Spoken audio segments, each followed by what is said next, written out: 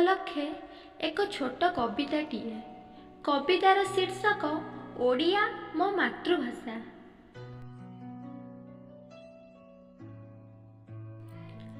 देश मध्य श्रेष्ठ अटई भारत, प्रदेश मध्य ओडिशा, सुप्राचीन आउ सुललित लिपि ओडिया मो मातृभाषा। ओडिया भाषारे मो जेउ स्फूर्ति थाए अन्य द्वितीय भाषारे नाही।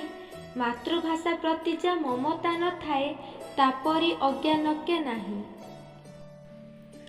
सीए जन्मदिनर शुभेच्छा हौ कि हौ पुओ झियंक नाम इंग्राजी भाषारे चालिछि ट्रेंडिंग, भूली मातृभाषार मान। आजि भाबुछि ओडिया इंग्राजी पदरे किणिब ए ओडिशा को, किंतु एही कार्य करी परिचय दिए गोलामी भावे निजकू। स्कॉटलैंड और इंग्लैंड देखाइले दिने मातृभाषा प्रति सम्मान।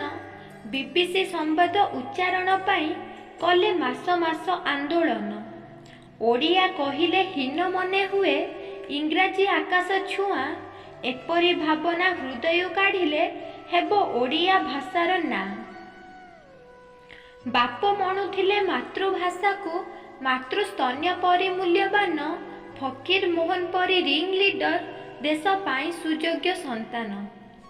सीए भागवत कि वर्णबोध हेउ ओडिया साहित्य कथा, विश्व अद्वितीय प्रचार रचाई गाइबा गौरव गाथा।